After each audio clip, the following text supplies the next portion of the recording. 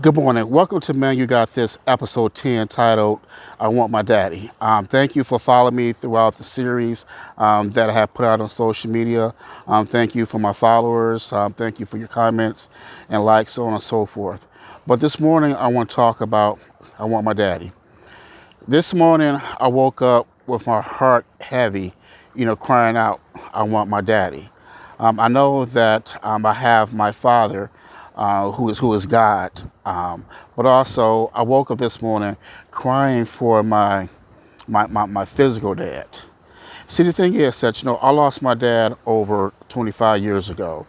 I lost my dad at a pivotal moment of my life. This week is going to be a very interesting, emotional week for me. Thus being said, that I'm going to have my periods of highs and lows. The high moments is that I'm going to be celebrating the birth of one of my children, but also the low moments come in place that Father's Day weekend and also my dad's birthday as well. For the past 25 years and over, it's been kind of an emotional, I guess, saga for me as far as accepting Father's Day weekend.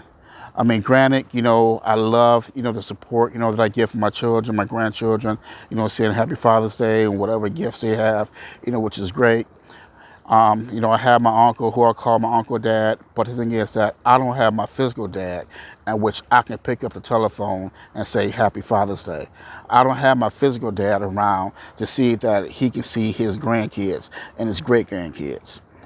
I don't have my physical dad in which I can, call up and say, hey, you know what, let's go grab a beer, a burger so we can talk.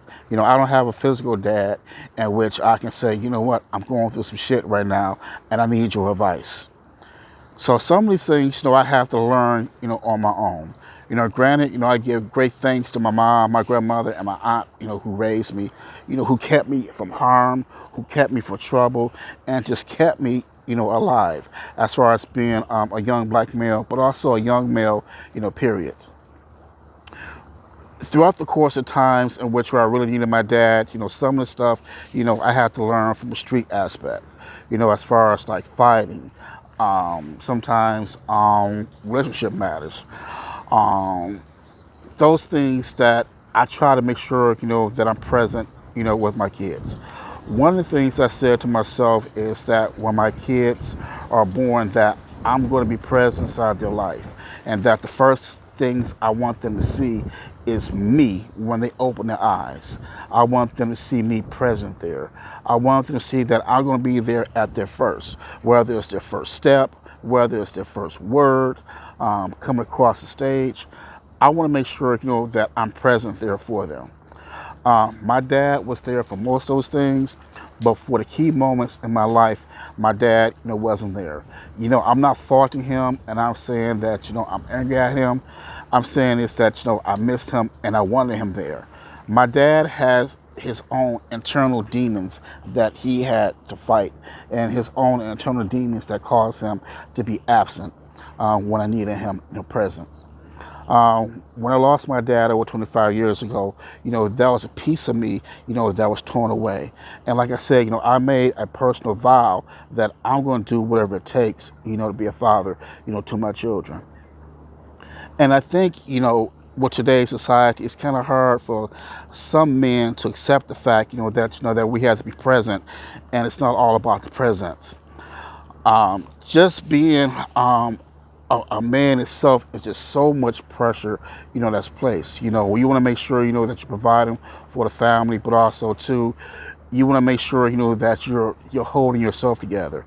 And sometimes, you have internal emotions, that you don't want to put out and project to your children because you want your children to see that you're that Superman, that nothing can harm you, that nothing can help you.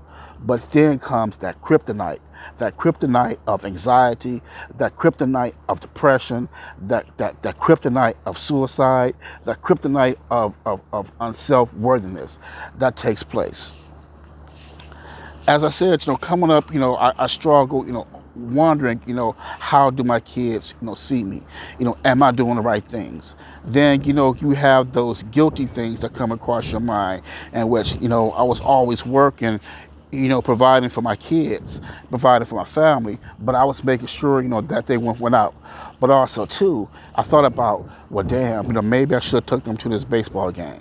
Well, damn, maybe I should have took them to this basketball game, the football game. And I thought, maybe, just by me, providing, that's enough and that's present enough.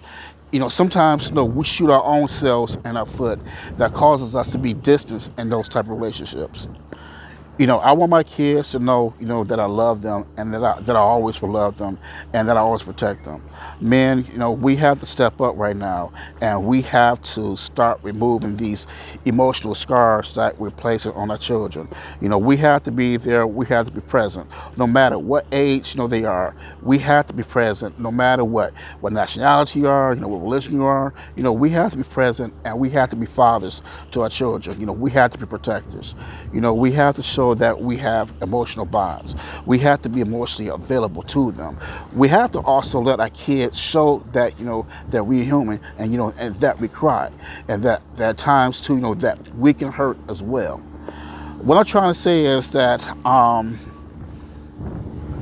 it's hard, but also too it's easy as long as you keep the faith, you keep the presence, and you keep driving, and you keep going. And that's the thing that I do is I keep going. There's like little things, that I keep, in remembrance, of my children, that I have on my desk at work, or that I may carry inside my pocket, or that I may carry inside my wallet. Like I said, coming up, one of my greatest, I guess, training episodes or training day moments was just watching, the Cosby Show and other family-oriented TV shows where the dad was present and trying to see if I could be like that particular person. But the thing is that, I had to be myself. I'm sorry for the noise in the background. But I just want to say that, man, we got this. I want to say, that we have love in our hearts and that we have love in the hearts of our children. And this week, I'm going to say, I'm going to make it through this week. And man, I got this.